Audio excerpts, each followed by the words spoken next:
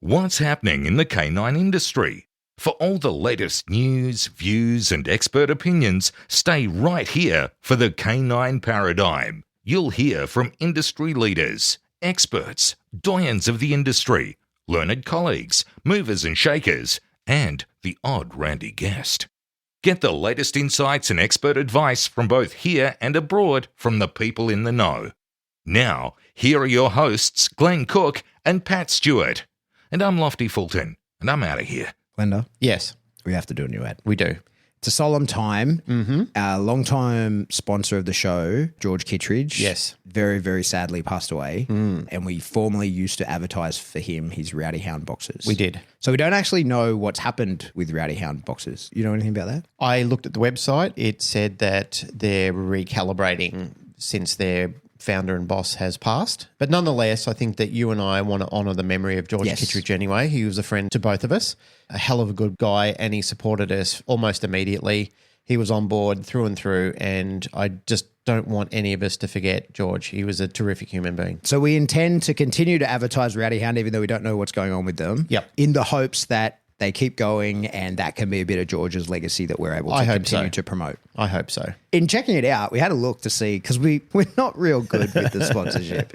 So we had a look to see who's actually paying for sponsorship. And we have a list of people to tell you that we support. And the first is our sugar mama, Barbara de Groot. She's been with us from the start as well. Barbara's been an absolute staple in our... She's a gem. She is a gem. She has a business. She does. From the Heart Dog Training. From the Heart Dog Training. Yeah. You can check it out. But she supports us as much and more than anybody ever has. So we appreciate you very much, Barbara. Another person who's supported us from the start. The Einzelwiener. Einzelwiener. The Bullfed. The Bullfed. Yep. It's where I get all my stuff. Yeah. It is, truly. It's where I get all my dog gear. If I need something, Jason's my first point of call.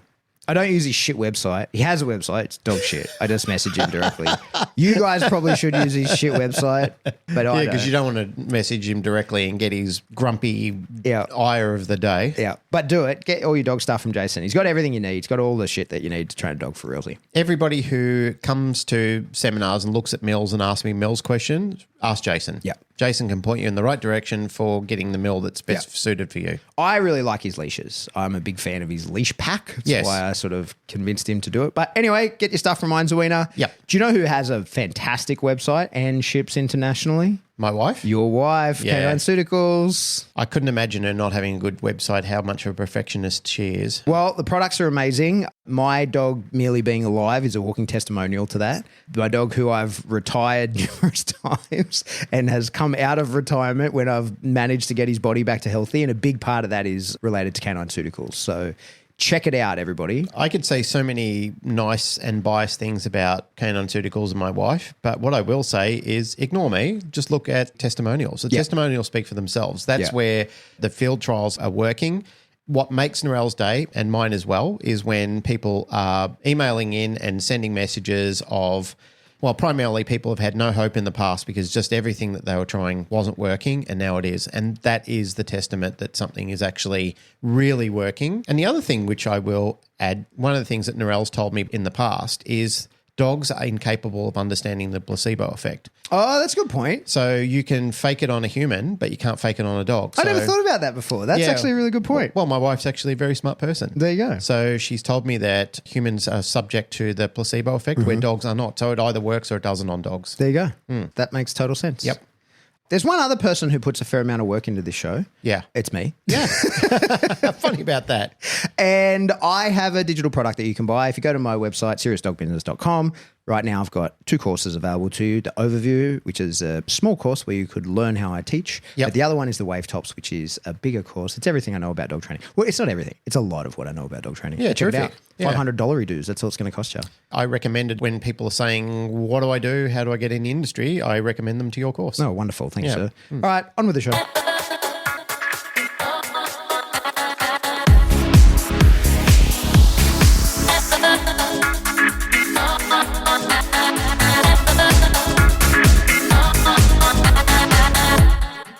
Welcome back to the Canine Paradigm. I'm your host, Pat Stewart. I'm joined in studio today by my co-host, Glenn Cook. And today we have a very special guest in the studio with us, and it's our second in a row of having someone in the studio. It is. Amazing. It's Neil Barnsley from Animal Holistic Therapies, who we have spoken about many times on the show. Many times. All of our dogs are patients of his. Welcome to the show, Neil. Thank you. I was about to say, if you don't know who Neil Barnsley is, who the hell are you? Yeah, go back and listen to some episodes of us talking about him. Exactly. Yeah. Let's give your intro, Neil. So thank you for making the time to come out and talk with us. I won't give you a history. We want you to do that. But to give some context, you have treated Glenn's dog, Ladybug, who we've gone through in great detail in the past about how she broke her back and was completely paralyzed and is now not. Yeah. My old man that has every injury he can possibly get himself, he manages to get. And actually, I was just mentioning, I was training with people today and said, I've got to go. We're doing a podcast with Neil. And more than, I'd say 2/3 of my club have had dogs come out to see you. And everyone's like, great. oh, cool. That'd be great. Tell us, what is it you do? What is your job? I kind of think about it like I'm a canine injury specialist. I've dedicated my career to specialize in the treatment of injuries and arthritic conditions that can affect dogs' well-being and their ability to get around. I kind of see myself working in an area where veterinarians don't typically work in. So if you go to your veterinarian, they typically have two ways of treating an issue.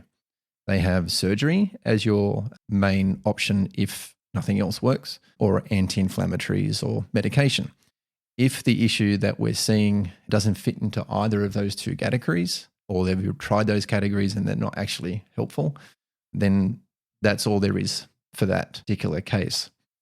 And a lot of cases, it's like, well, we've tried, that's all we've got. So I work in that grey area where people have kind of either been frustrated, where they just can't find any other solutions, or they're looking for other solutions that doesn't involve surgery or medication. I do that with the use of alternative treatments, including acupuncture, infrared laser therapy, Chinese herbal medicine, and chiropractic techniques. And with those methods, we're able to get some pretty amazing results, ranging from helping a dog that's been chronically lame for months into years on end, all the way through to dogs that have been suffering from chronic back pain, spinal injuries, all the way through to paralysis.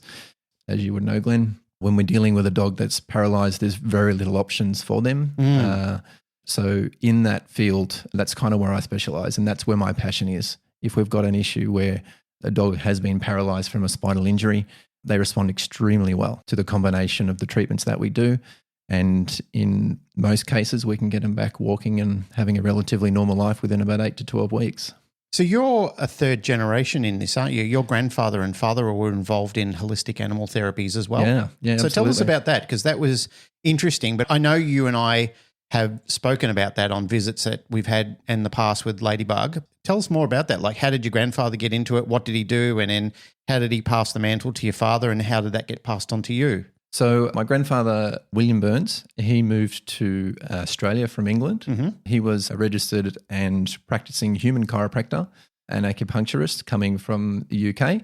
And he was working on humans mostly in Milperra and Panania sort of area in the outer skirts of Sydney, but saw that there was a need for something for the animal world. He always had an affinity for animals and saw that there wasn't really a lot of techniques that were available or treatment options for the animal world. So started devising some methods and techniques that were usable for canines and horses. And the main part of the treatment protocol was essentially for racing animals to start with. So thoroughbreds, racehorses in the harness racing world, and racing greyhounds, because racing greyhounds was a bit of an industry back then. It's taken a hit lately. It's taken a hit recently, but back then it was pretty popular, particularly with the Aussie battlers that were out there just having a go. So he was very popular in that sort of industry and was doing fairly well. At the same time, still seeing multiple humans, seeing a lot of sporting groups, football players and so forth, and treating both ends. Then my mother met my father, because this is my grandfather on my mother's side. Right. So it's not actually my father's father. Yeah, okay. Then my dad met my mother, and they were relatively young, about 18, 19. By that point, Dad was a mechanical engineer, very, very intelligent, and was already teaching in the TAFEs, all his craft. And he was kind of getting bored. He's like, well, what else is there to do in this industry? I've kind of done everything I wanted to do here. That was when it started looking pretty serious between mum and dad. That was when my grandfather, William, offered to teach Dad and to show him the works and start to work. Humans or animals? Both. Okay. Dad was initially taught both. Then after my grandfather passed away, because I was very young, I didn't actually know him personally. He died when I was about 3. That's when my father took it to the next level. Right. And so really focused down on it and just focused specifically on treating. Started with racing greyhounds and race horses, but then eventually progressed into the other domestic dog world and working dogs in other areas. I must add here that I'm always impressed how the equine arena and the greyhound arena always were very accepting of alternate therapies, like holistic therapies, including supplements, a long way before anybody else was considering them or touching them. I remember early in my career, I've never been involved in racing animals of any type. Yeah. However, I used to take my dogs down to a swimming pool, and I used to co-own a swimming pool for a period of time in Melbourne. And people would bring their greyhounds down and do, like water work if they had any light injuries or something like that. And even for that was a fringe of what was acceptable and so forth. But the thing that I got out of it, the interest that I always had, was how approachable and how acceptable they were in doing things like massage and manipulation and supplementation. And that sort of piqued my interest back then, because they used to say to me, oh, you should have your dog on this, you should have your dog on that. And funnily enough, they were very anti-kibbles way back when it was trendy to be involved in kibbles, where it's taken a bit of a turn on that as well. Sure. But even in those early days, they were always the fresh feeders. They were feeding wholesome foods that they made up themselves, and they were supplementing much like a person going to gym would be, like they're eating their proteins and they're very strict around their carbohydrates, and they're using the creatines and proteins and supplementations and so forth. And I found that they were very much like that in their animals as well. And suddenly science has come in and supported it finally. Yep. Because we've now got the internet and we're not sort of going through mainstream media, and, we can kick out the pharmaceutical company who stranglehold the information coming out. Now people are actually coming out who are creditable people, and people have gone on to do degrees and doctorates and so forth in it themselves, where they're now saying supplementation isn't the woo that you were told it was. It's not a load of rubbish. And, holistic therapies using manipulation and acupuncture in animals, once again, has very profound impact on recovery in animals. Absolutely. So if we're seeing that in ourselves, and the parallels that you drew before, where you could have something like a GP, where a GP says, take this pharmaceutical, or you need surgery, or you need this, that, and the other. Whereas where they see that it could be something that needs a physiotherapist, you need some weeks of rehabilitation, you need to build your muscle back. And my doctor said that to me before. I had a jiu-jitsu injury on my arm. I went to see him. We did an x-ray because we thought, there could be a fracture there. Yep. He just said, no fracture. And he said, so that's the end of me. I've got a colleague who's a really good sports physio. Go and see him, which was fantastic. So instead of just putting me on anti-inflammatories and saying just take medication to fix the problem, I was actually pleased that he went and sent me to somebody who took me through a range of motions, and I actually saw incredible benefit. Yeah, great. I was really enthusiastic to meet you originally because when this incident happened with Ladybug, and to roll back the curtain a little bit, she didn't actually break her back. She had a spinal hematoma. Oh, sorry. Same. She literally paralyzed herself with the incident that went on. But it was the peak of COVID. Everyone's heard the story before. My colleague, Melanie Benware, a lady that's in the United States, she was asking me like 1,000,001 questions. And she said, find someone that does acupuncture, because her friend who's a holistic vet over in Virginia, she said, find someone who does holistic acupuncture, get them as soon as you possibly can. She said, Alison is telling me you need to act on this quickly. I found you through Neville Bennett, through the Rottweiler Club. Yeah. So Neville, who's a great friend of both mine and Pat's, I was reaching out to friends of mine. I put it out on social media, and Neville said, mate, Neil Barnsley, he's your man. You've got to go and see him. He's like a witch doctor. He's amazing. and I said, give me the deets, mate. Tell me all about him. And he said, he's treated my dogs before. He does heaps of dogs in the Roddy Club. He's the man. Like if anyone's going to make your dog transform, it's Neil. So I spoke a bit more to Melanie, and she said, what sort of acupuncture does he do? And I said, Narelle's looked into it. We've made the appointment. He does, what do you call it, Neil, where you put the current through? What's it? Electroacupuncture. Electroacupuncture. That immediately intrigued me because I've had acupuncture myself. I've had acupuncture for a range of different things. I've never had electroacupuncture. And I was absolutely fascinated to see all about it and to meet you and to see what you're doing. Not only was it a great introduction for you, but it was also an emergence of Narelle's creativity to get involved in that space as well. Yeah. So it was kind of like two superpowers coming together at once, and which Since we've been here and having the discussion, Ladybug came running out, and it's coming up to her 5-year anniversary of her original suggested death date. So she's made 5 years past that original surgery where the medical profession was willing to give up on her. And you, my friend, said, no, I can see hope. Yeah. I'd been sooking for weeks over it, you know, like I'd been sobbing and couldn't hold myself together because it's my little heart dog. And then you said, yep, I can see benefit here. I think we're going to get a reemergence from her. And we did. We saw, I think within weeks of her coming to see you for a couple of sessions, like once a week or twice a week, was it? Typically once a week for the first 4 weeks. If they're severe, we typically see them twice a week for the first 2 weeks in the 4-week period. Yep. And then once we start seeing some results and seeing some strength coming to that back legs, typically when they can hold their own weight and we're starting to see them take little tiny steps forward, that's when we'll stretch it out to once a fortnight. And then once we can get to the point where they're starting to take some little wobbly steps forward, that's when we transition to maybe every 3 weeks or so. Even on Narelle's marketing people did a little clip on Ladybug because she's part of the origin story of Canine Surgicals. Yeah. And there's video of her in your studio with little probes hooked up onto her and she's sitting there with her shaved back and she's got about 20 little different in all the little vital areas where you've hooked her up and you've got the battery connected up to her. Yep. And it was just amazing. It was amazing to watch her. Ladybug can get quite fidgety and anxious about those sort of things, yet she got up on your table and it was the most relaxed I saw her. And, great. you know, after all that trauma that she'd been through, I remember having a conversation with you while I was filming the session and she was just sitting up there. She was chilled out and she looked like it was actually giving her physical relief. Sure. She even slept well the nights when we brought her home from your place. And it wasn't long after that I said to Narelle, she's moving. Like I can see her moving her back legs. Yeah, sure. So she went from complete inability to do it, inability to urinate on her own. We had to express her, which was painful in itself. And then suddenly with the progression of everything, we started to see her going from dragging her legs completely and having to be lifted in and out and having to be expressed into starting to flicker her legs a little bit at the end. Yeah.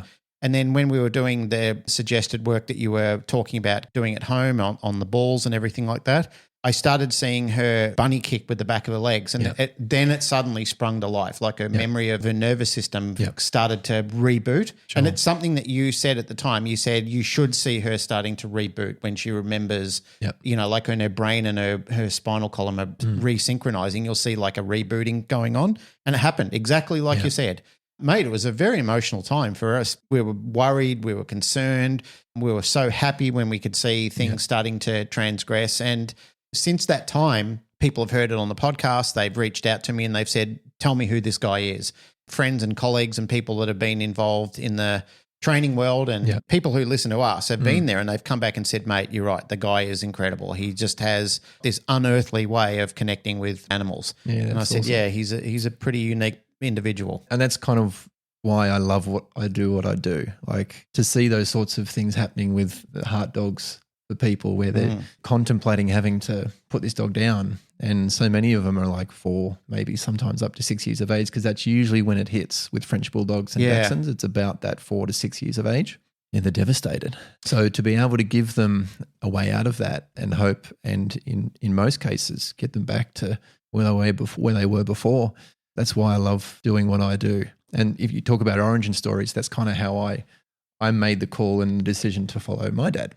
Was that I was probably about 20 years old by this point, and I was faffing around with various other sort of careers and so forth. But this particular day I was down in my father's clinic. One of the clients was coming in with a similar sort of case where the dog was paralyzed. He'd been seeing this particular dog for about 3 or 4 weeks. And this was the day that it had come in and it was walking. The client was just in tears and just so thankful. I was watching this kind of communication between dad and the owner and the dog. And I'm just looking at it going, this is like a superpower. How can I do this? This is amazing. Shout out to dad. Dad, you're still my hero. Is your dad still around? Yeah, he's still here. He's retired, moved down the south coast, but yeah, he's still around. Yeah, nice. Doesn't work anymore in the field. Does a few things on the side just to keep him busy, but pretty much retired. But it was that moment for me where it was like, that's what I want to do. That was when I started my journey. There was a guy that I knew in Victoria. I know his last name is Schofield. I just can't remember his. Do you remember? That'd be Peter Schofield. Peter Schofield? No, his father, George Schofield. Yeah. The very first introduction I ever had to this type of therapy was with a guy called George Schofield in Victoria. Yeah. At the time, vets were very clinical about their approach to everything, and they were very reluctant to give work or recommendations to people in that sort of area because it wasn't really deemed as something that would be beneficial. Yep. Yet my vet at the time, lovely guy called Dr. Murray Clark, he was a terrific vet. And I remember my dog, he jumped over some agility equipment. This is my old dog, Harley, jumped over some agility equipment and he hurt his back. I could just see that he was in pain, like he'd twinge, he'd stretch. He was looking at his back and I thought, something's happened. So I took him to see Murray. Murray did an x-ray. He said, look, nothing's broken, nothing's fractured. Go and see George Schofield. He said, the guy has hands of a god. And I said, tell me, what does he do? And he said, well, he's not a vet or anything like that, but he's brilliant at rehabilitation. And I went and saw him and George said to me, walk him up in here. And he was watching me walk the dog up and down the line. And he said, oh, yeah, he's out on the left side. He said, I think he's got like a bit of a rotation on one of his lower vertebrae. Let me just do a bit of massage first and we'll manipulate him. And Harley was a big dog, like he was a big, robust dog. And even though he wasn't an aggressive dog, most people were like, can I put hands on him? Yeah. George just walked over to him straight away, loved on him, grabbed his head and just gave him a big cuddle and ran his hands down. And Harley was just like, oh, this is, you could see he was just like, oh, this is heaven. He's just sitting there like making this dopey looking face. Yeah. And he just picked his leg up and he went crack. And it made a very loud, audible crack. Without a word of a lie, it was almost like an instant heal. Yeah. Like you'd seen the relief on his face, which I do when I go to my amazing chiropractor too. Yeah. It was unbelievable. And that for me, that changed my whole landscape on the integration that vets have versus people that do have a connection with this type of rehabilitation with animals. So it's not something that should be mocked or something that should be looked at woo. I mean, there's so much science now to support it. And the world really has come on where, you know, people are educating now in that space. People are doing courses in that space. And there's people like yourself. Do you do any education around it, Neil? Are you educating? Not currently, but something I might be looking at in the future. You should. There's a saying that if you hold the knowledge, then you have a responsibility to pass it on. Yeah. Bring us back, Neil. You're in your father's clinic. You're 20 years old. Yep. You observe this amazing transformation at the hands of your father. Yep. You go, oh, I want to be involved in that. Yep. What are the steps before you do that yourself? So from that point, it was, okay, what do I need to do to get to where Dad is now? And the process was very different to what it was when Dad went through it 25 years before. Nowadays, there's specific training. So I decided to go probably the long way around, but I felt it was the best foundation. So I did a 4-year degree in human Chinese medicine involving acupuncture and Chinese herbal medicine. Where'd you do that? So that was in University of Western Sydney. Okay. So that's something they offer here. They do, yeah. Part of that course, though, is at the end of that 4 years, you then have to do a stint in China. I was about to say you travelled abroad and did that, didn't you? Yeah. So that was part of the end of that training. Keeping in mind that part was just for humans. But when I was over there, I was very fortunate enough that I was put in contact with one of the head lecturers of the Veterinary Chinese Medicine University in Nanjing. He had just recently retired from full-time lecturing to spend more time in his clinics. I was very fortunate enough that my lecturer got me in contact with him. He was willing to teach me one-on-one while I was there. Amazing. It was pretty full on. I was there 7 days a week. He was very specific that I had to do Tai Chi at night. So I was doing that as well. Tell me why. Chinese medicine, particularly with acupuncture, isn't just necessarily putting in specific needles in very specific locations. It's also trying to understand that the body has energy flowing through it.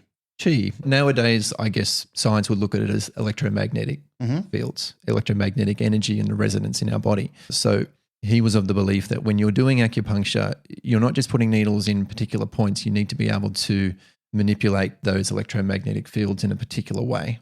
And to do that, you need to have strong electromagnetic fields or chi of your own. And so that's why he was very, very specific that I needed to do Tai Chi while I was doing that, which was pretty tiring, but it was also rewarding as well. So by the end of that time, I was able to come back with almost a double degree. So I had the degree in Chinese medicine for veterinarian as well. Once I come back, I was doing, within that 4-year period, I was kind of doing an apprenticeship with my dad as well. So when I wasn't at university, I was in the clinic. I was in the room with him. I was just learning. It's one of those things where the treatments, they can be taught. The protocols for treating particular issues can be taught.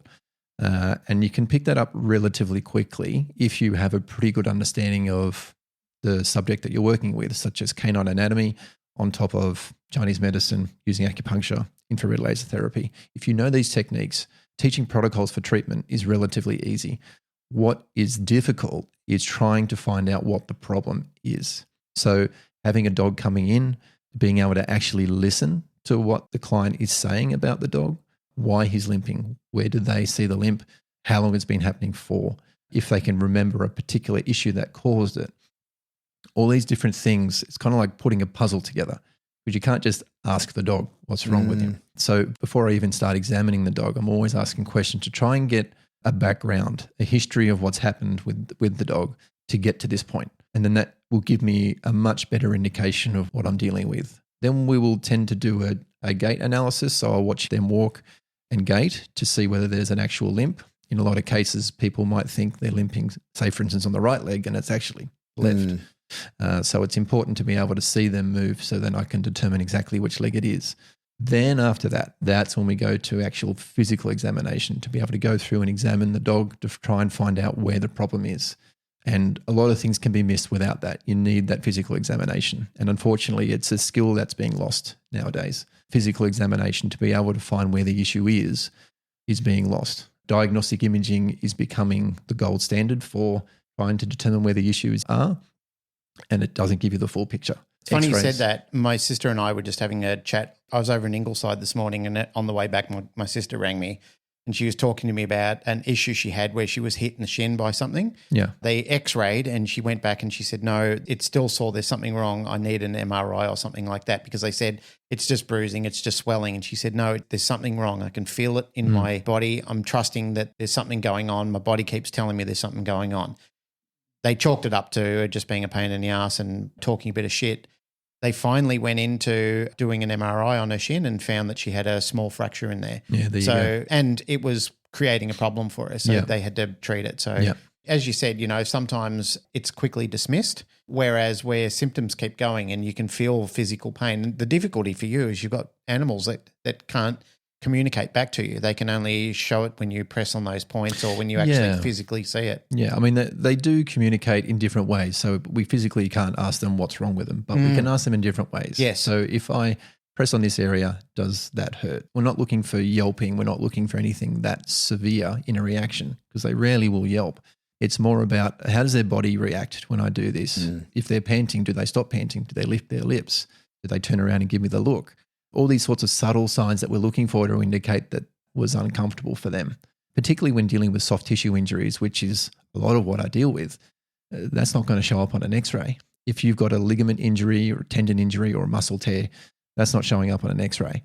So unless you're very specific on where you know where the injury is, and then you're going to invest $5,500 in an MRI scan, a lot of things are missed. And so the art of having skills to be able to physically examine the dog and find where the issues are by doing very predictable tests that are repeatable by flexing and moving the legs and joints in particular ways, being able to palpate and test particular parts of the spine to know where the issue can be, is vital to be able to know what to treat. I know what palpate means, but explain it to the public listeners. what palpate means. Palpation means applying pressure, pressing or manipulating an area of the body to see how it feels, but also how they react. Yep. So muscle tissue, for instance, in a working shepherd or Malinois, they're very strong and their muscles are usually pretty taut.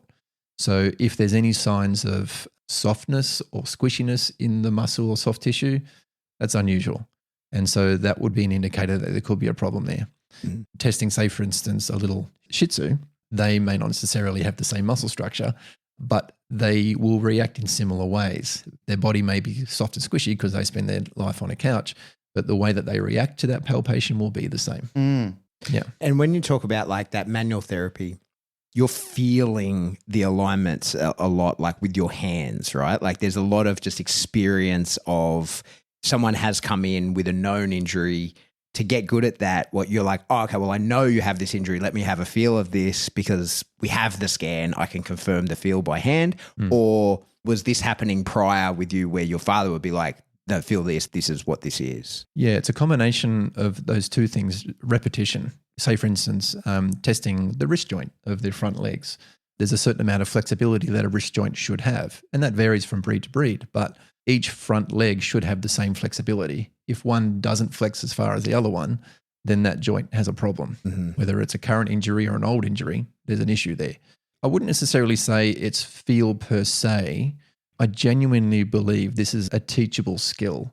It just takes specific learning and repetition. Mm-hmm. And if you can put the time into it, I genuinely believe you can teach anyone, even people at home, particularly with dogs which can be reactive or nervous when they go to the vet. To be able to have that skill, to be able to examine and check your own dog in a relaxed environment at home, you'll get a much better idea of what's really going on. Because when they go to the vet, they can be really rigid and really uncomfortable.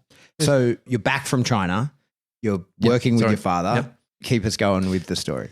So working with Dad. So after I finished and graduated, then I was working with Dad for a time, probably about 6 months or so. And then I went over to America to do another stint in some training, furthering my education in chiropractic. So I did a course over there in veterinary chiropractic work, which was really great.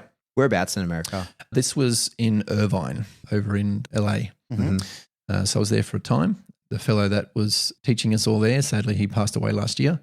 But it was a wonderful training. So I've used that quite a lot in conjunction with the stuff I've learned from my father, Gary, as well as obviously the training I learned from the 4 years in the degree and the time in China. So combining them all, I kind of have a pretty unique set of tools that I'm able to utilize in various different ways.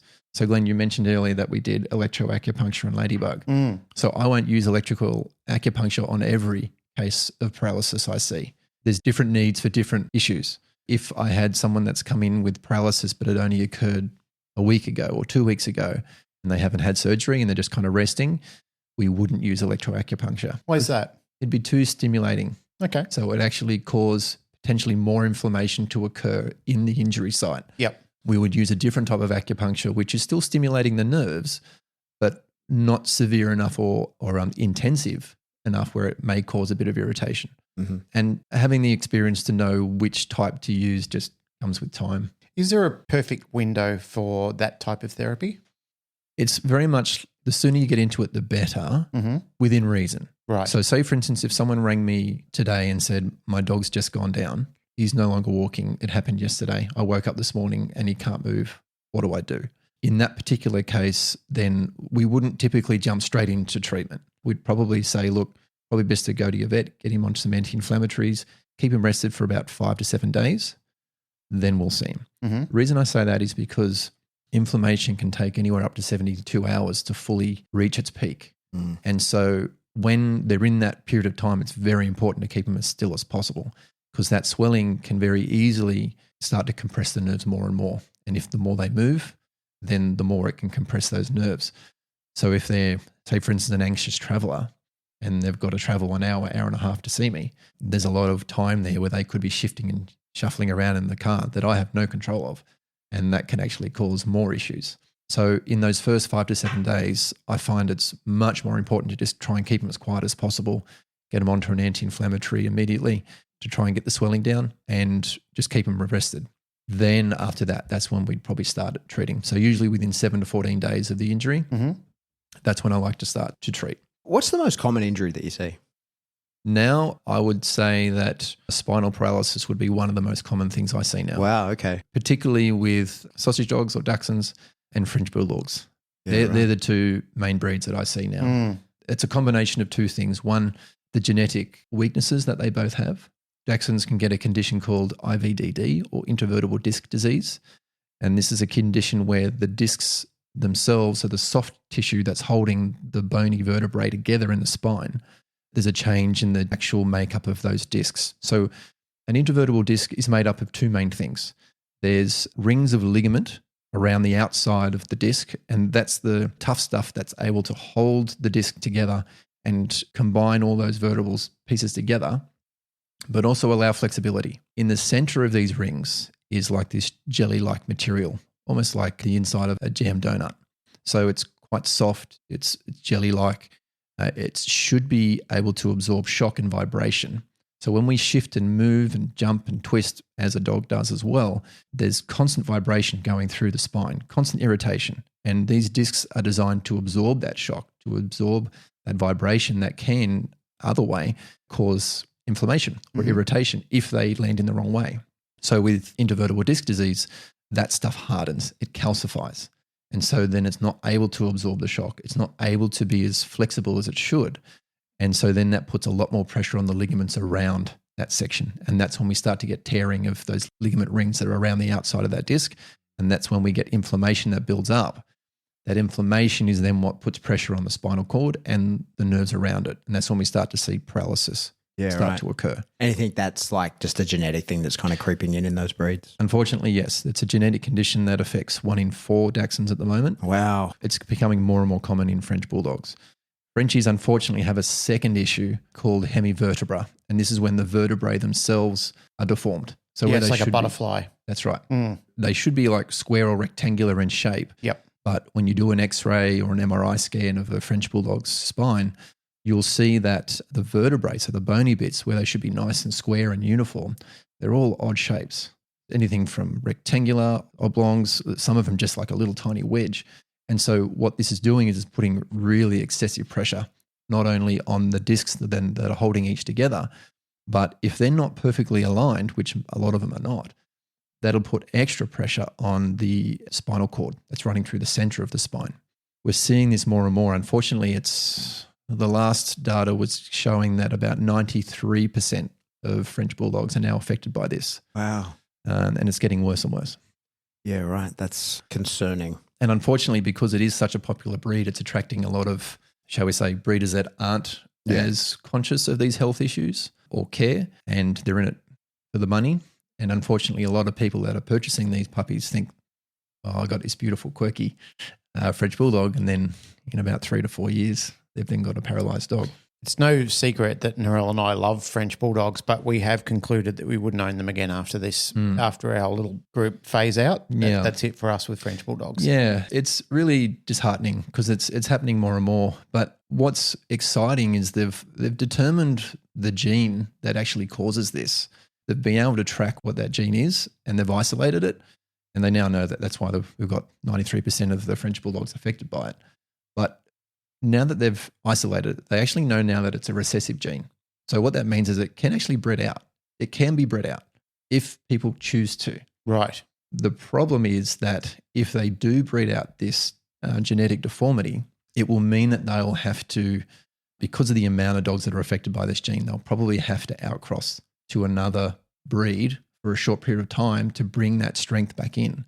So when we have recessive genes, what that means is that for a dog to be affected and for it to adjust the way that their body is made, there has to be 2 genes coming. So 1 gene from the mum, 1 gene from the dad. So if they both have the same gene and they are both affected, then their offspring are going to be affected. Yep. But if they only have 1 representation of that gene and the dad only has 1 representation of that gene, their kids won't be affected. There's a couple that might be, but the majority won't be. They'll be carriers, but they won't be affected. Mm-hmm. So it wouldn't take long for this to be bred out if people really wanted to really make an effort. The downside to this, and I mean, some may see it as a downside, I don't really care, is that they would actually have tails instead of this little tiny nub screw tail. Let me ask you a question, Glenn. Sure. If I said to you that you could have another French Bulldog and you wouldn't have spinal issues, you wouldn't have breathing issues, you probably wouldn't have skin issues or digestive problems either, because there's a lot of those that have been confirmed to be attached to this gene. Would that be an acceptable trade-off if she had a little tail? It wouldn't bother me. And the reason that I say that is because I already went through that dilemma with Rottweilers when we were going through the docking. I was the opposed group to allowing tails back in the day because I'd been brought up with docked tails. Yeah. I bred Rottweilers and I didn't dock, the vets docked. But at that stage, I was for docked tails. All my Rottweilers now, because it's illegal anyway, but all my Rottweilers since have had tails. And I love the look of the tail on my current Rottweiler. He has an amazing looking tail, For me, it's not really about the tail anymore. It's more about the ongoing health. Yeah. The trade-off is, it wouldn't matter for me. If I had a happy, healthy dog with a promising future and longevity, that was the main thing for me. Yeah. And as I've indicated before, because of the issues with heat distress, because of the issues with the likelihood of spinal damage and so forth, Opie, he's our old man now that we've got. His spine is a disaster. Yeah. He's still running around. He's still getting around. He's okay, but he's been backwards and forwards. He's been on pain meds and CBD and he's on PEA and all those sort of things ongoing all the time.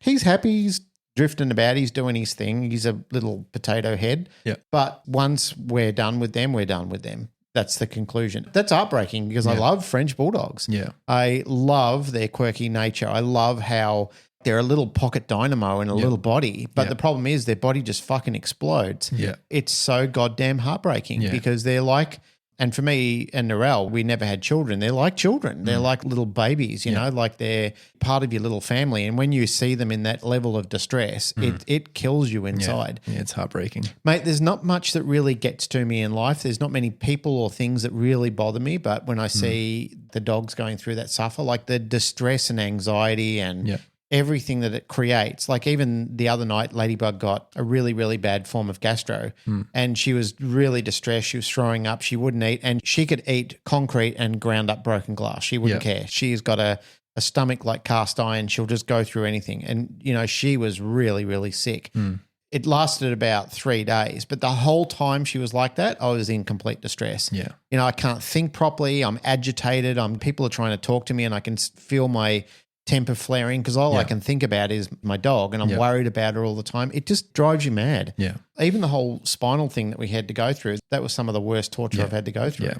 And that's probably the one thing I would say is these genetic changes that I'm referring to, that's going to take decades. Absolutely. But what did with entropia and all those sort of things that they were trying to phase out. And that probably took about 15 years of solid work. Yeah. Star cataracts was the other one that they were trying to eliminate in Rottweilers. Yeah. And that's with breeders on board, right? That's with breeders on board. So now in it's this case- JLPP and all those sort of things. They're really trying to have a conscious screening against breeding with those type of dogs. Sometimes people get upset about the militant operation that dog clubs have with that, but it's absolutely necessary. Yeah.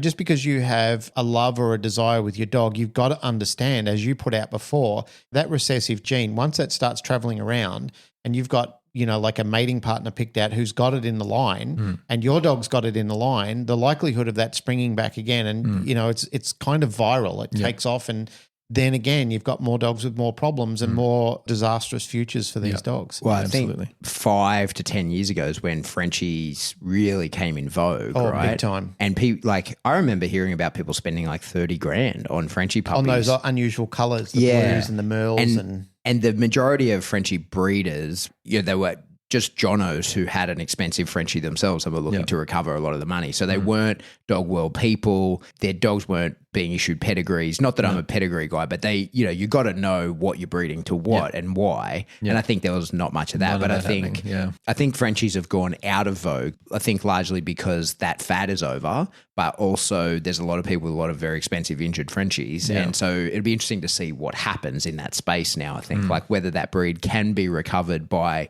the purists of the breed that really love it, now that the public probably aren't as keen on Frenchies as they were. Yeah.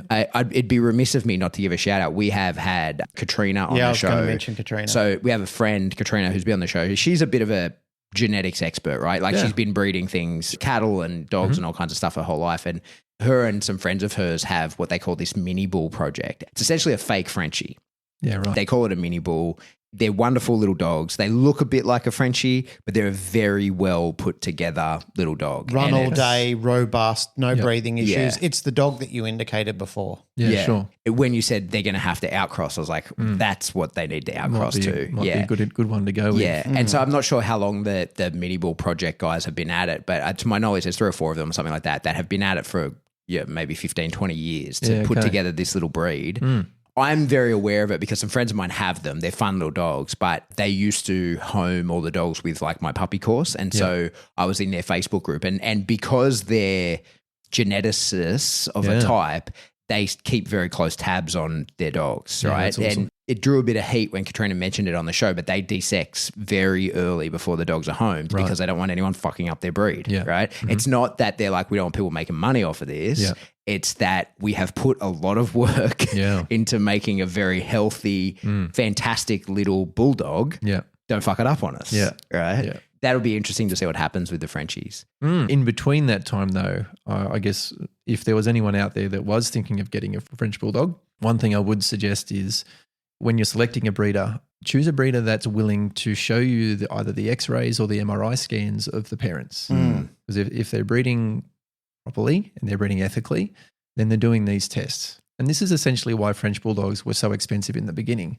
It wasn't because they're popular or were popular. It was more so because if you're doing the breeding properly, you've got to be doing the DNA tests, you've got to be doing the X-rays, you've got to be doing MRI scans to make sure the spinal cord is clear. You've got to be still doing C-section birth as well. You got the C-section birth, that's right.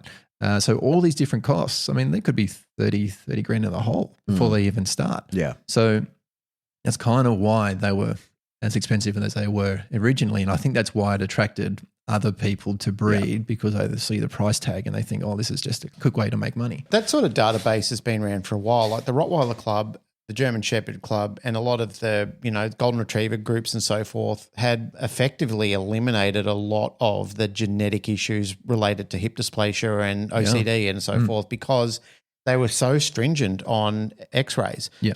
All of my dogs have been X-rayed. They've all been up to the vet. They've all gone through the scheme. They're all part of the national database, which I totally agree with and support. Absolutely. And I encourage people to do the same as well. Like people then getting into sports and they were saying, the dog doesn't need a pedigree and blah, blah, blah. I don't care about this and that. And I said, but if you go off and breed that dog, you don't know if you're going to be part of that problem again. And they say, but these people, they do this, that, and the other. And I said, but there's a reason for it because you weren't round in the osteochondritis days when dogs couldn't walk on their front legs anymore or their back legs sounded like gears in a car grinding because they've got no rotators to walk on anymore. It's a horrible thing to see some of the junky old stuff that people had to drive out of town. They had to work hard on a world scale to remove all that sort of stuff, and I get it. Neil, there's a question I did want to ask from earlier on. I know we're sort of still teasing at your origin story. Sure. When people present to you, ahead of that time, what would you like them to prepare for you as far as information that they could get to you? So let's say, for example, like I found that my dog is limping and I'm going to make an appointment to bring the dog to you. Sure. Or presented with something like a problem with the spine, problem with the leg. Yep. What questions would you want the general public to prepare ahead of time so they can do a little bit of R&D before they get in there and just say, I don't know what's going on? Yeah. It's always good to know how long the limp has been there for. And if there was an incident they can recall that may have triggered that limp to occur. Not only that, but also what have they tried between the time that they saw that limp to now? How long has that been? And then going into, has it changed? Has it improved since it happened? Has it actually gotten worse? Is it intermittent? So when he gets up from lying down, is it there and then it kind of goes away, or is it just there all the time? And also a video can be really helpful too, because sometimes I can't get them in for 2 or 3 weeks. So it's nice to be able to see a video of what it was like to begin with. So then that gives me a much better idea of what we're working with when we see them. Because in that 2 to 3 weeks time, they can actually start to get better. So when we see them, when we're doing the gait analysis, when we're watching them walk, sometimes the limp isn't as obvious. And so when we see it the way it was when it originally happened, we get a much better idea of what we're dealing with. So a video of how they're moving when they can see the limp can also be really helpful. Let's just talk about the quality and the standard of the video, because that's a bone of contention myself. Like I've asked people just on dog training to show me things before, and people literally, it's like they've got the camera glued to the dog's ass when they send the video to me. And I said, no, that's not the video. I need somebody, a third party filming the dog or from certain angles. So what would you suggest there? Because I think that's really important when you're talking about gait and movement. Yeah, absolutely. Preferably more of a side-on view. So instead of being from the front or the back, kind of a side-on view, and a good 5 to 10 meters away, so you can actually see the way he's moving or she is moving in like a rhythm. So sometimes the limp isn't super obvious. Rarely will they be sitting there with their leg off the ground. So usually it's kind of watching them walk for a period of a good 20, 25 meters before you can actually see the pattern of where that limp is. If it's only a subtle limp, you need to watch them for that period of time. If it's severe, it's easy as pie. You can see that when they're walking in the door.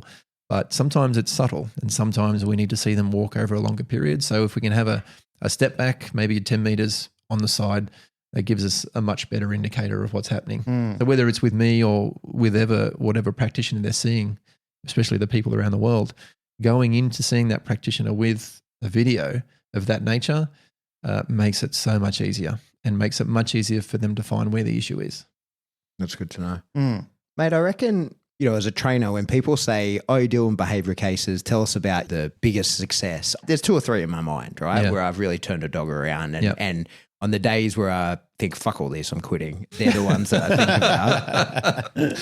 We have those days, don't we? You've got to have a few of those. Tell us a story about a big turnaround that you've seen. So there's probably one of the ones that comes to mind, probably one that's more recent at the moment, I guess, because again, I'm seeing a lot of these spinal issues where they're on death's door. But there was one that was more recent. She'd gone through surgery, and she'd had the surgery September last year. What breed? Dachshunds. Since then, there's been no improvement. She's been completely paralyzed. There's been barely any sort of activity on the back legs, no signs of feeling any sensation in the back feet when pinching them. Yeah, they were really despondent because they were just like, we've got nothing left. We spent all our money on the surgery, and this is where we're ready to pull the plug. We can't do this anymore. So we started seeing them about 4 weeks ago, and we're going through that protocol of seeing them once a week for 4 weeks. First 2 weeks, normally we'd do 2 a week, but this one we just did 1 a week. She came in yesterday. Yeah, she was walking. Oh, wow. Yeah. She brought her in, she cradled her in, but then she very proudly put her on the floor and then started walking into the room. Sorry, I'm getting a bit emotional. No, that's amazing. That's great. Yeah, it's those sorts of things that, it's those sorts of cases which I know it sounds silly, but even though I see these sort of things every week or every couple of weeks. Yeah. They still get to you. They still get you. But you can see the results. You can see what it means to the people too. Mate, I get them when I see people with dogs that have been declared like dangerous dogs. Yeah. And there are times when we're out in the shed, and it's not often, I'm not saying it happens every time, but there are times when we're out in the shed and, some tears are shed. Yeah. Because their whole life is rocked. The invasiveness that's gone on, the probing, like you've got government stepping in, and some of these people are very nice. Some of the animal management people are very nice. They're very patient.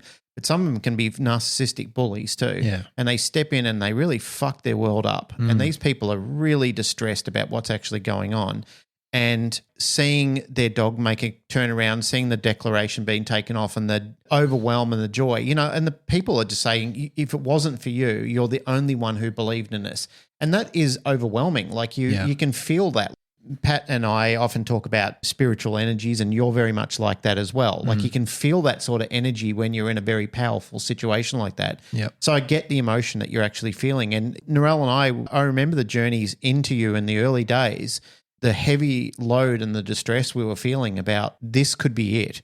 We might get a bad diagnosis from you. You might turn around and say, look, it's not going to go anywhere, or it's not going to be improving from this.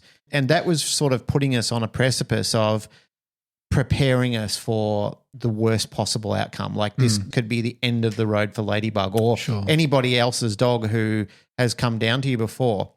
And I know you can't, like all other practitioners and people doing rehabilitation or therapies or any holistic treatments, you can't promise that it's all going to go well. Yeah. Sometimes it just doesn't. Yeah. But the mere fact that you gave us hope that nobody else was willing to share with us. Like with everybody else, it was just like a sad face and like, oh, well, these things happen and it's very sad and blah, blah, blah. And you were very upbeat about it. You said, no, this is going to be good.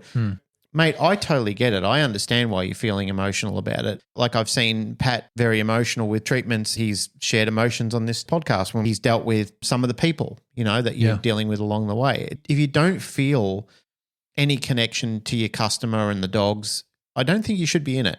I really think that you really have to question your priorities. It's not to say that everybody has to shed a tear or get emotional about these sort of things, but if you don't feel anything within your soul, if this job doesn't move you, if working with animals and the people that feel the affection or the affliction of what's happening, question it. Ask yourself that very important question, because it might be a little polarizing, what you come up with. But for me, I feel it. I feel that there is a need for it. There's a benefit, and the outcry of affection and appreciation and the thanks that people give you. Yeah. Sometimes that's the highest form of reward. Absolutely. Particularly in this industry where it's not always easy. It's a tough gig. Like I have the highest respect for veterinarians. For what they do, that's it's tough. a tough gig. That's a tough gig. It's really no wonder that it's one of the highest rates of suicide in any industry. Yep. Because, I mean, most of them, I would imagine, are going into it because they genuinely believe they're going to make a difference to these dogs' lives. And then they need to be better protected. The vets, I really think so too. They really do. There's always unscrupulous people in any field, but the vast majority, and some of them, especially these days, a lot of them are young women, and the abusive chat that they get or the abusive dialogue that goes backwards and forwards between them is outrageous. Yeah. It's a form of assault. They're actually being assaulted by people. And even though people are grieving and they're sad and like their world's been rocked, these vets, some of them are working ungodly hours. Yeah. They're up at the crack of dawn. They're monitoring dogs. They've got vet nurses who are taking dogs and cats home on their own ability to care for them, to sit up all night with them. And I know these people, like I share stories with these people, and the violation that they get, I know it's upsetting for people and anybody who's listening to this.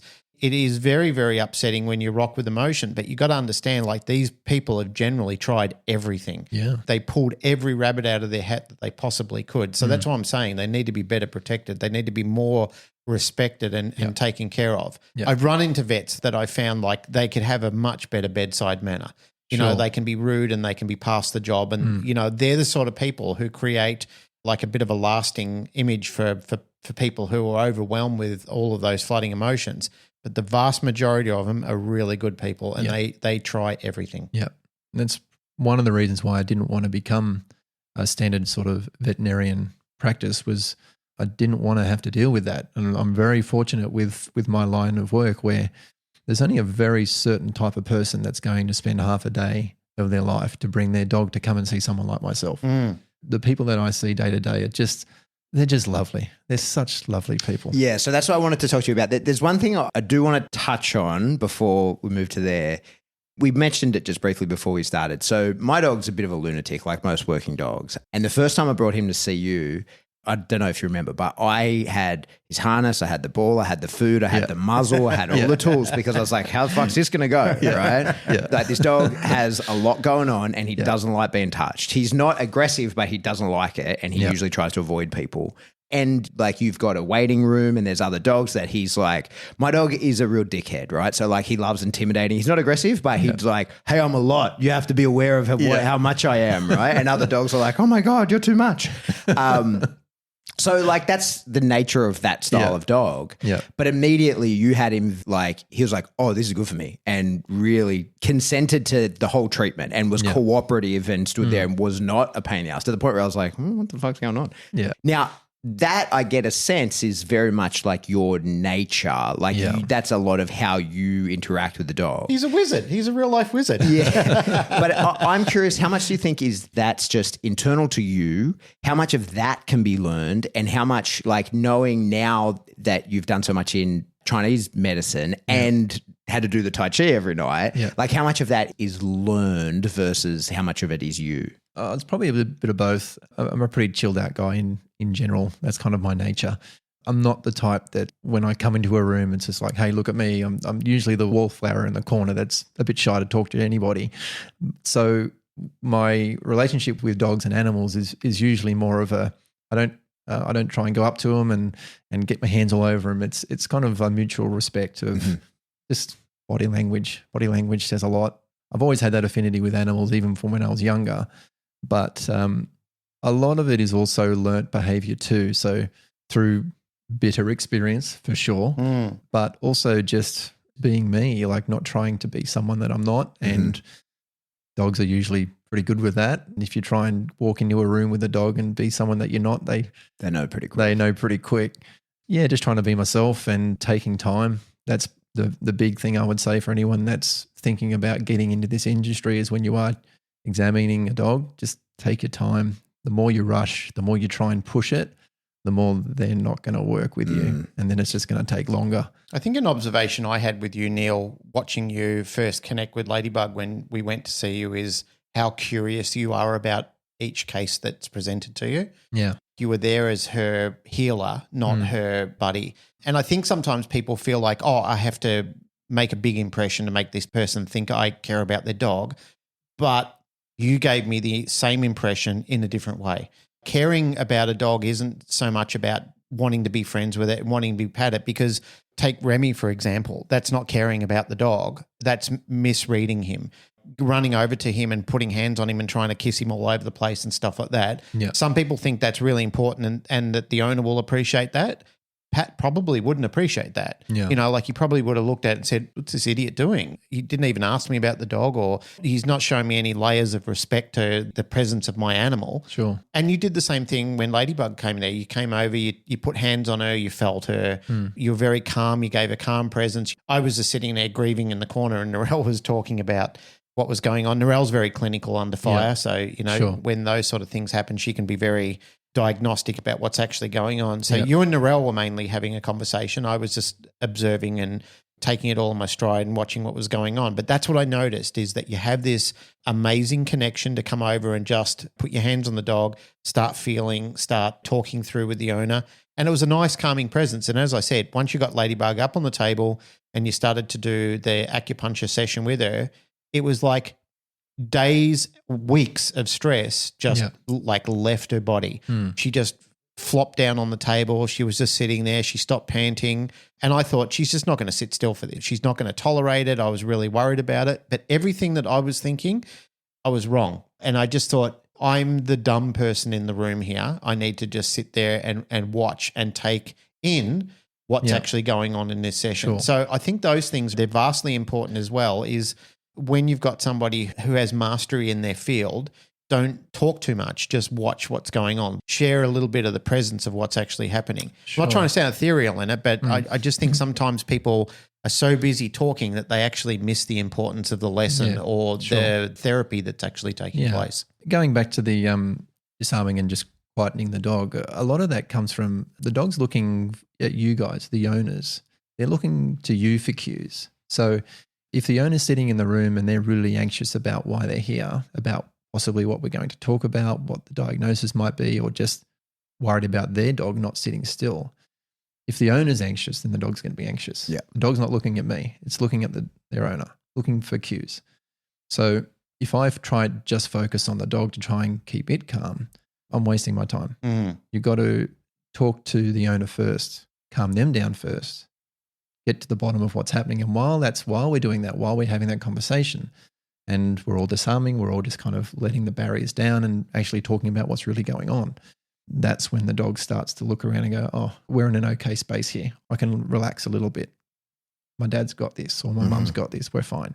That's when I would say that then that would start to relax. So some practitioners tend to make the mistake of focusing primarily on the dog, but you really got to get everyone in the room relaxed. Tell us a bit more about the typical owner. Like I imagine, like I said, almost my whole club, I'd say close to every dog in the club has been to see you at some point. Because, you know, we put them through the ringer. We do high drive stuff with high drive dogs.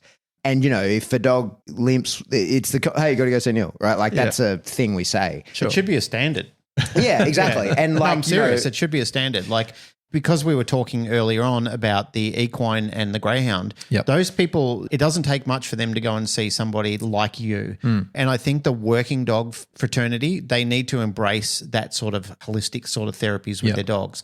Like I've been a stickler on it. I've completely changed my whole tune about diet and nutrition on dogs since listening to Narelle and everybody else that she's been interviewing and so forth. I've transformed incredibly. Like my ascension in that has escalated beyond belief.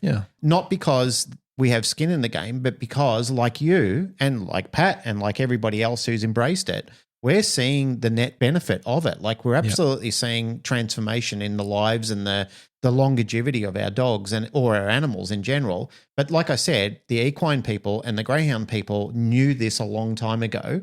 And just everybody sort of went, that's just what you do with horses and greyhounds. Yeah. To that end, Gavin, who was on the podcast just last week, his dog came into club one day limping. It's a no-brainer. Like, oh, you got to go get that checked out by Neil. And we don't do shit until then. Like everything's take it easy. And then he comes back and says, oh yeah, we've got to have another 2 weeks off and then we're good to go. Right. So my imagination when I come out to you is like, oh, this is all sport dog people or like people in the field, because as you point out, Glenn, what gets measured gets managed. And that's why horse people and greyhound people have been doing this forever, because they need their fucking animals in good condition, because that's the difference between winning and losing. Absolutely. Right? That's why. And for us, like I love my dog deeply, and he's retired, but when he's injured, he gets the medical treatment. Like it's not because I want to win something. There ain't no money in what I do in dogs, right? It's just costs. There's nothing comes back. Yeah. But it's because, I'm relying on this dog to be fit. I want that. In my imagination, that's all your clients. But every time I've been to your practice, it ain't little that. pet dogs. Yeah, it ain't that. Yeah. And I'm like, oh, well, I'm the exception, right? Like I'm the weirdo here. Yeah. So what is the average client to you? Well, that's what I love about my job is it varies so much. I could be seeing working dogs such as yourself in the afternoon, earlier that day, a dog that's paralyzed. The next one, it's a show dog that's gait isn't perfect. The next one is Fifi the poodle that's got a dislocating kneecap, so we're trying to get that to settle down. Another one is a spinal issue, but they're rehabilitating, so we're trying to give it techniques to strengthen as they're going.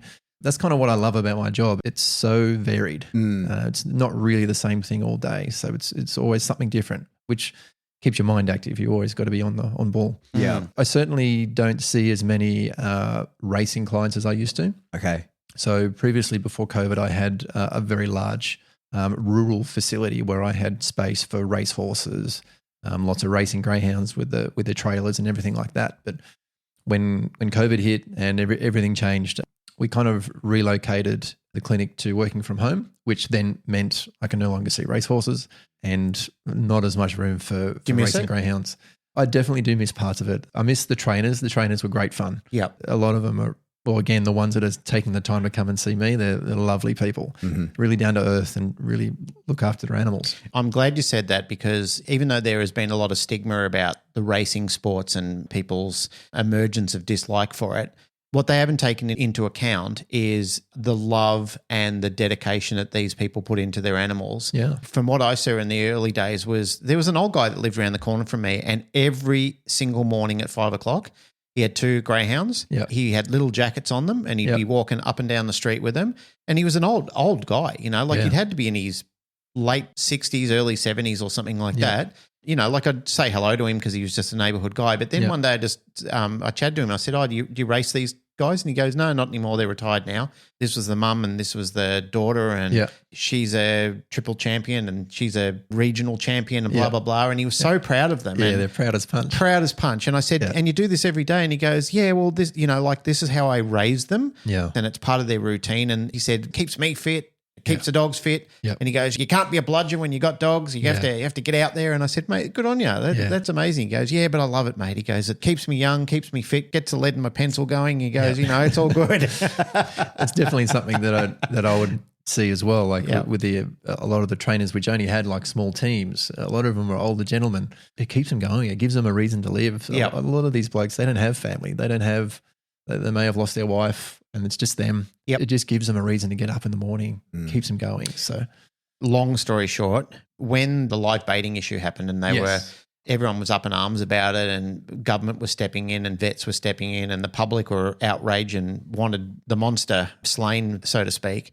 I was invited in to go and speak to regional parties about not using baits and skins and so forth. And I was showing them images of working dogs. And I said, I know this is difficult and I know it's different. And I know a dead pelt is a dead pelt. I get that. But the general public aren't accepting of it now. You have to find ways around this. And so many of these people were good people. They were so outraged by the fact that they got called in with the people who are doing unscrupulous behaviour. Yeah. And they said, we don't do this. We do use pelts, but they're long dead. Yeah, they're long dead. They're vermin that have been shot by hunters, and they get the pelts off them and use them in training. We don't use live animals. Yeah. And I said, mate, I get that. But I get dragged into the unscrupulous world of these 1%ers who cause problems for us in the industry. And I know people like you. I know, I've got family who are involved in this sort of thing as well. I know that you don't do these sort of things. Yeah. But you sort of got to work with the public on this. Otherwise, they'll take active steps to completely getting rid of it because they don't understand it.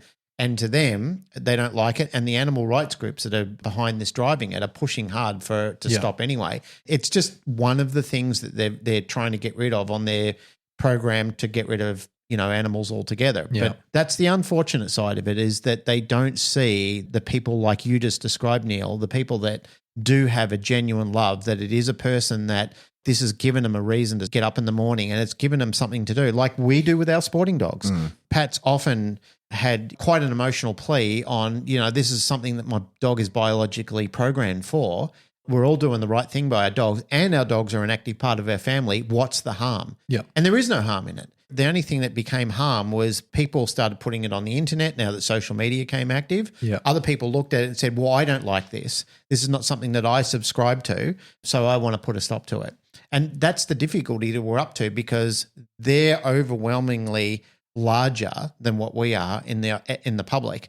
Like, there's a lot of misinformed public out there, and there's a lot of people who prey on them as well and say, great, now that you feel this way, we don't like this, and we have an organised party that want to stop that sort of stuff. Yeah. It's madness. It makes me insanely crazy, the fact that unscrupulous people like this on both ends are allowed to get away with it, where common sense sits somewhere in the middle but never gets brought into scrutiny. Yeah. Because they're not the loud ones, are they? It's the ones on the extreme that are making all the noise. Always. The ones in the middle, they're just trying to do their thing.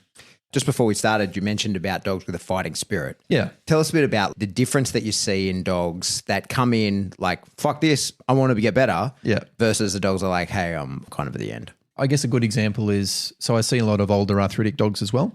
That can vary from various breeds, but say, for instance, an older Labrador, it's getting a 13, 14, it's had a pretty active life, it's got arthritis in pretty much all its joints, but it's still wanting to be there. It's still happy to be around, but it's just struggling with his mobility. Those sorts of cases, they typically respond quite well because they're still in the game. They still want to be part of the family. They're still interested in what's happening in the household.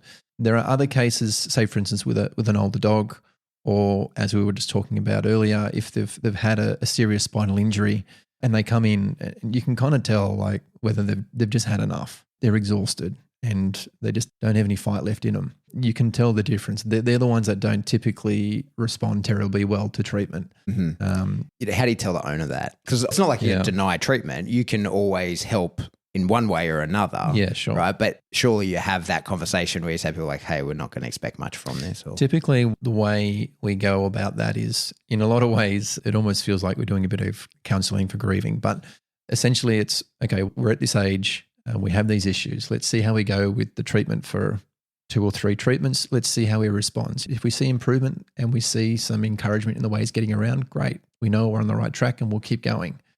But if after 3 or 4 weeks we're not seeing any improvement, then we need to start thinking about quality of life of the dog.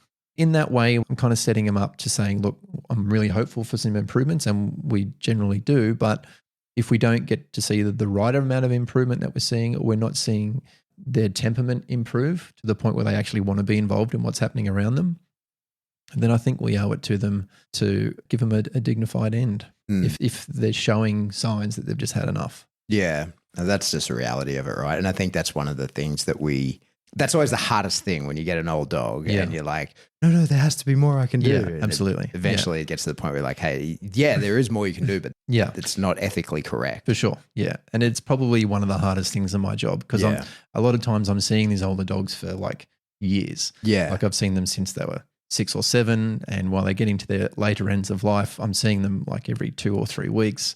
By that time, you know these people, you know these dogs. You're seeing them that often. You're sharing your lives together. You're talking about what's happening, and you're seeing these dogs get older. So when it's time, it's hard conversation to have. It does cut you a bit, but that's part of the gig. There's a little bit of a statement that's been out there in the interwebs world that says better a month early than a day late.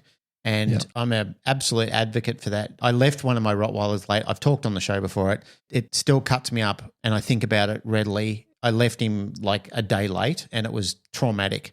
And if I had my time again, like if I could rewind the clock, that's one of the things along the stop on the way, I would have taken him in earlier and given him a more dignified end to what went on. I recently had Melanie, the lady I was talking about before, who's a great friend of mine in the United States. Her heart dog, Bogart, just recently had to be euthanized. And she planned it out beautifully. She did everything so well. Like she could see that he was starting to decline. It looked possibly like he had some form of cancer or something like that. I'm not absolutely sure what went on. But she was talking to me up in the time.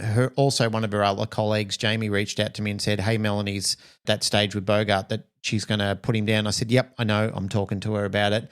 She did it in a remarkable way. And I knew she was hurting. I knew she was in pain. And the worst side of this for everybody, including my mate Panos, who just lost his dog as well, the worst side of all of it for him is the time leading up to it. Yeah. It's so fucking hard, right? Leading up to it. It's the worst possible time.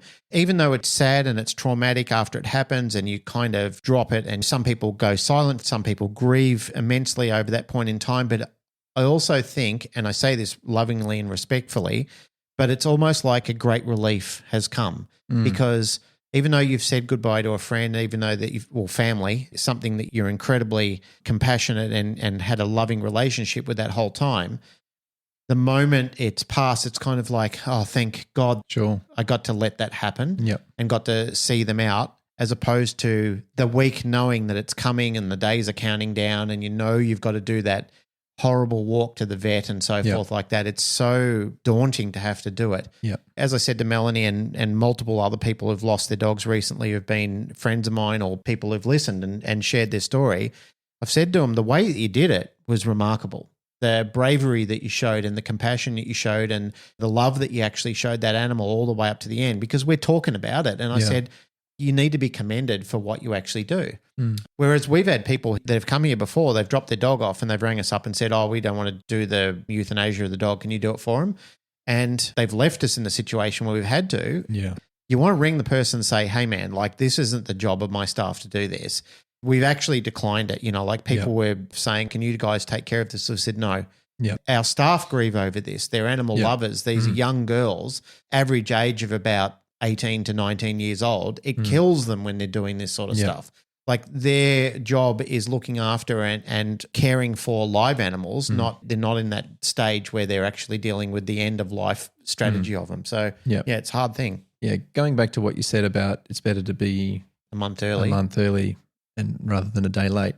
I would agree with that in most cases. But say, for instance, if we were dealing with, for instance, with Ladybug, like a spinal injury or a contusion like that, a lot of information they're getting from their standard veterinarian care is, if you don't do the surgery, we need to put him down now. It's just not true. 90% of cases, it's now been proven that if they still have some little bit of sensation in their back legs, even the tiniest bit, 90% of them will actually recover without surgery, without anything. Just rest, anti-inflammatories, and quiet. There was a study done over in the UK. They just finished it up last year. There was 70-odd dogs, mostly Dachshunds, that were in that sort of scenario where they were paralysed, but they had a little bit of 60 had a little bit of sensation in their back legs. The other 30 didn't have anything. The group that had a little bit of sensation, 98%, I believe. I'll check that later on. But 98% of them recovered to the point where they're actually back to walking and bladder control and everything, just with the use of anti-inflammatories and rest. And the other group where they had no sensation, it was about 50%. So over the whole, it was really encouraging to see, just with rest and management, there's actually a really high chance that can improve. Add that with acupuncture, with infrared laser therapy, very specific types of chiropractic treatment. I definitely would not recommend manual adjustments in those cases at all, but there are specific techniques we can use, all trying to stimulate the nerve activity through those back legs. Over that period of time, it can make all the difference in the world. So when they're given that option, when they go to the vet, we need to put this dog down or cough up 20 grand for the surgery. Not everyone has that money. Not everyone has insurance. So there's so many people out there that feel like, well, that's it then. I'm going to have to make the call. Whereas in a lot of cases, give them time, give them rest, a little bit of TLC. And if they've got the time to put into it, because it's not easy, Glenn, you know that. You know it's hard to get them back. There's a lot of sleepless nights. There's a lot of cleaning up. There's a lot of work there. But if you're willing to put the effort in most cases, they'll come back. Trust me, it's a part-time job. Yeah. For Narelle and I, especially in those early times, it was around-the-clock care where we were shift sleeping just to look after her and just to make sure things were going all right, because it was so touch and go for a period of time. Yeah. Mate, we've talked injury. Let's touch illness. Is there any illnesses that you do treat, or is there any illnesses that present as an illness but are actually an injury that people could be aware that's a good of? one. Let me think about that one. An illness that could be an injury. The tricky ones are normally the ones that look like a limp, but it's actually their spine. Right. We see that a bit with either their front legs or their back legs, where they've had this lameness for months and they can't work out where the problem is. The vets are really stumped and they're just not really sure what's going on. And in a lot of cases, it's a compressed nerve either in their neck, which is then affecting their front legs. So they're getting like neuralgia or pins and needles in their feet. And so they're limping on the foot, but it's actually coming from the neck. And same with like if there's an injury to the lower spine or the sacral area in the pelvis, which is around where their hips are, but it's in the back. There's a whole bunch of nerves in that area.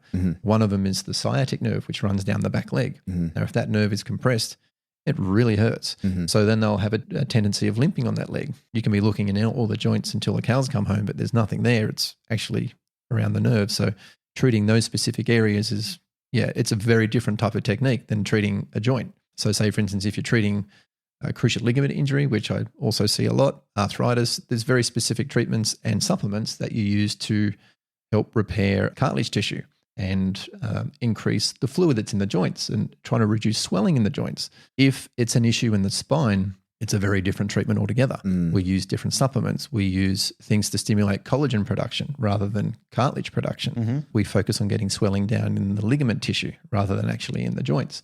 So all these sorts of things make a difference.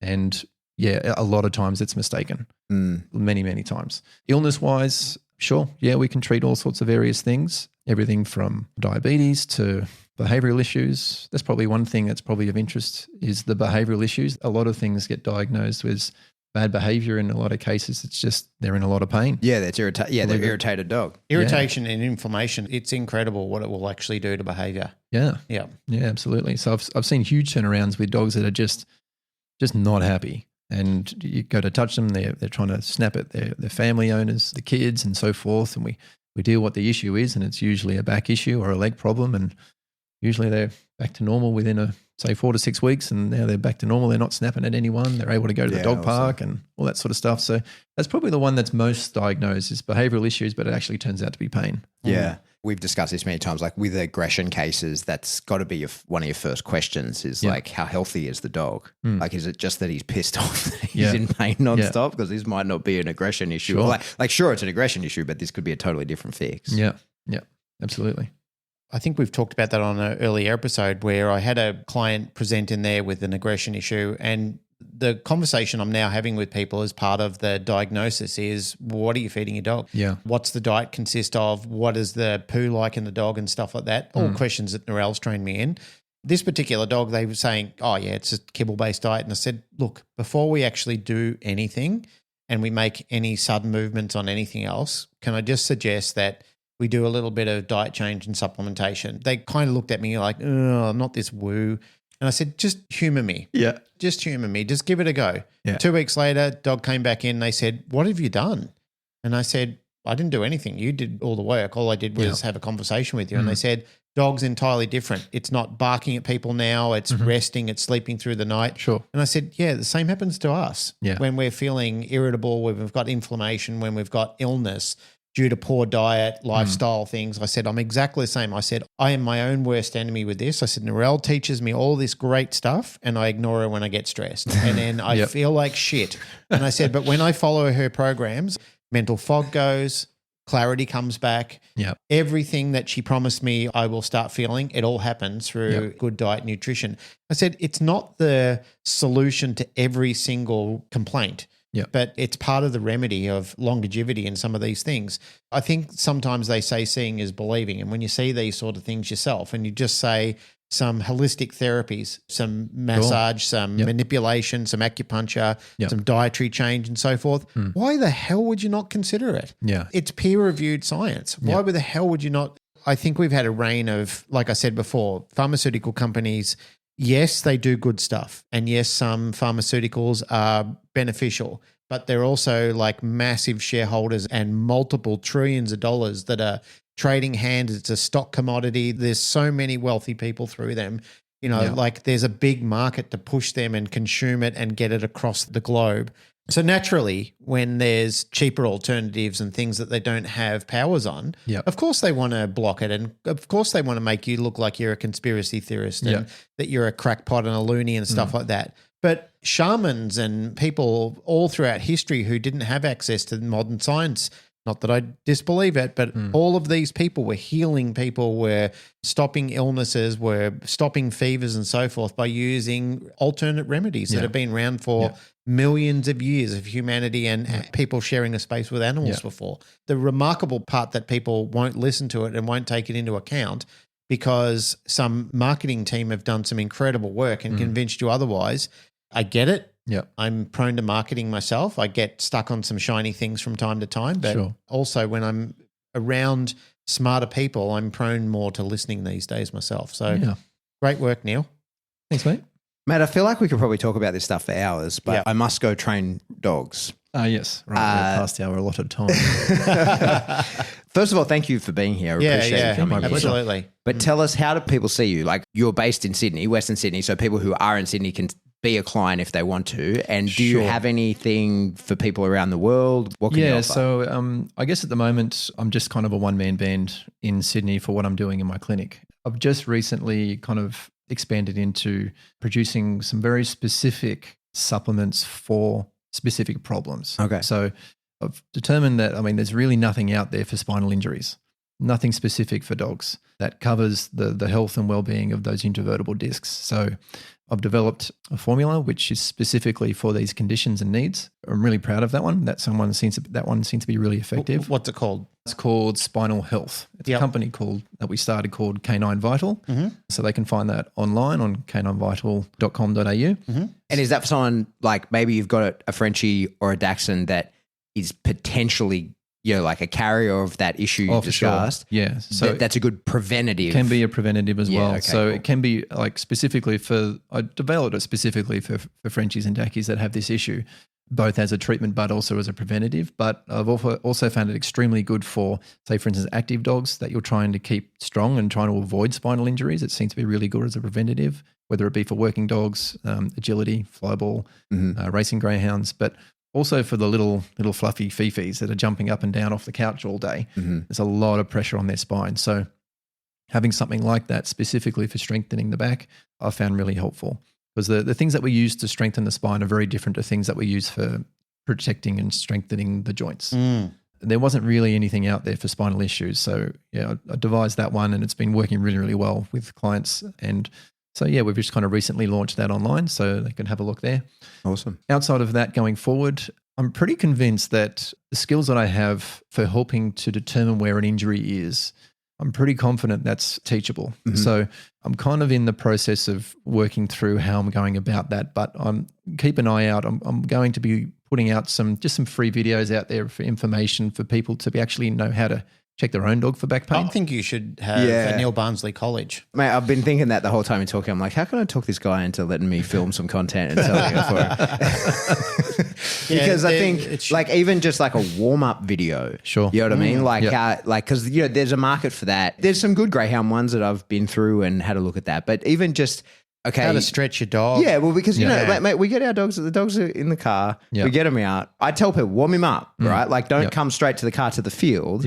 But I don't know what to do. I just go, warm him up. And like when it's my own dog, I play the ball a little bit. Greyhound people stretch their dogs and warm them up before they put them on the track. Fucking oath. Yeah. So something like that, like there's a market for that for sure. On just how to prevent injuries, that sort of thing. Yeah, combination of just going over and examining your own dog, checking for injuries, but also getting them used to it, and also you getting used to how your dog is supposed to move.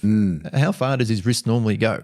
And then when something that happens is a problem, you go, oh, actually, that should flex more than it is. Maybe there's a problem here. And then look out for the cues. You see him licking his lips and maybe we've got a problem. These sorts of techniques, I'm looking forward to helping people get educated in that in the future. It's just finding the time. Yeah. Well, maybe we can organise to get you back, because like some of the things I did want to touch on today was just how to identify injuries, like how to do some preventative stuff, things to be aware of, things that you see in certain spaces that you can count on. If you do a lot of this is what you're going to get from the dog, that kind of stuff, For sure. Be great to get you back to talk about that. And if you ever do have some sort of course to sell, Yeah. let us know, because I think it's a huge value to everybody. Yeah, for sure. We should get our listeners to ask questions and Yeah, put some that'd be a questions good one. together. Yeah, I'd and- be happy to. and That'd be talk great. about- do a bit of Q&A with Neil Yeah. Barnsley. That'd be awesome. Yeah. Yeah. I Yeah. really enjoyed this. This is great. Likewise, mate. Like I said, you're an asset that there's not a lot of you around. When you've got a local shaman in the area and getting to you is you're busy all the time and you're a long way out. Yeah. Like I'm saying, there's only one of you. So it would be great if you had a database of students that you're putting out there and, Sure. teaching other people how to do that. There's a good market in that.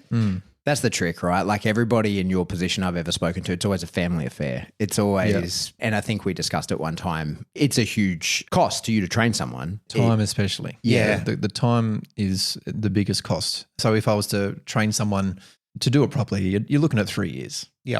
Proper in-clinic experience, 3 years to really get your head around how to do this as a profession to the point where you can ask money for it. And that's with a probably already health background, right? Absolutely. Like already That's just learning the knowing human stuff. Yes, that's the diagnostics that we Yeah. were talking about earlier. It's just you need time. Do you just need lecture on this? Do repetition. you get asked to go into universities and talk about this sort of thing? Not so much. No. Like, it's unbelievable that's not happening. But there isn't a formal learning process for this here, right? So that would be why. Like there's no one to ask you, that there isn't a head of this Yeah. at wherever. There was a University of RMIT down in Melbourne. Yeah. They used to have a course in animal chiropractic, but that folded a few years ago now. So there's really not much in Australia at the moment. So that's kind of why I had to go overseas to do the training. But yeah, going forward, it could be an opportunity. But I guess I'm more passionate about the educating and empowering owners Yeah. to be able to examine their own dogs. So they're not at the mercy of trying to get in to see a professional when there's like a 3 or 4 week wait. What do you do in that time? that leads up to that point that Pat made before is a lot of people don't even know how to do basic stretches with their dogs to prepare them for an event. Yeah. The gentleman that I was discussing before, George Schofield, he gave me warm-ups for Harley, like how to stretch his back legs out, how to warm his muscles up. Because at that time I was in my peak trainability with him and I was, I was out on the field 3 or 4 times a week with him and we would be stretching our dogs. We were pulling their legs up, rubbing their muscles down. Yep. He'd give you a liniment to put on them and all sorts of things. And we'd do all that sort of stuff. As a result of that, I never saw another problematic injury from that again. But prevention's better than cure. Absolutely. Yeah, it makes all the difference in the world. It does. Thank you for being here. My pleasure. Thank you, mate. This has been great. Likewise. Let's do this again. Please. For sure. Yeah. All right. That's it for another episode, Canine Paradigm. We made it to the end. Yeah. If you like what you hear, like, rate, share, subscribe. Wait, how do people find you? Oh, yeah. We didn't tell people how people find you. Go to our website, animalholistictherapies.com.au, or just go to caninevital.com.au and just click on the clinic link. Perfect. All right. Back to my wrap up. Yep. That's it for another episode of the Canine Paradigm. As always, if you like what you hear, Yeah. like, rate, share, subscribe. Do that through whatever subscription service you download us from, and then just go to another one. They don't check. You can do it as many times as you want. If you want to support the show, best way to do that is to jump into Patreon. A few bucks a month gets you a giant backlog of information as well as new stuff going forward. You haven't even talked about people getting earbuds stuck in their ears because I wanted to ask Neil what he would do if somebody just walked up and stuck an earbud in his Well, ear. it is true. The very best way to support the show is while you're listening, just pull one of your AirPods out and just cram it in the person on the bus next to you. How would you feel about that, Neil? If somebody just walked over to you and stuck a Like, you got to listen. This guy a can fix waxy- broken backs. You got to listen to this. As long as there was something that was mentioned about why he was doing it, it's like, you're invading my space, buddy. All right, another one. Jump into the link in the description. Get in a spring. Get a T-shirt Have or you a got a wall tapestry? tapestry. We got to get you a tapestry for the You need a Canine Paradigm tapestry. Oh, that'd be awesome. in your tiny little room. Have a giant. All right, so do that. And if you want to get in touch with that, the best way to do that is to jump into the Facebook discussion groups. 11,000 people in there, all being cool to each other. No dickheads allowed. Yep. But if you want to get in touch with us directly, shoot us an email. We are info@thecanineparadigm.com. Hope your dog lives forever. Goodbye.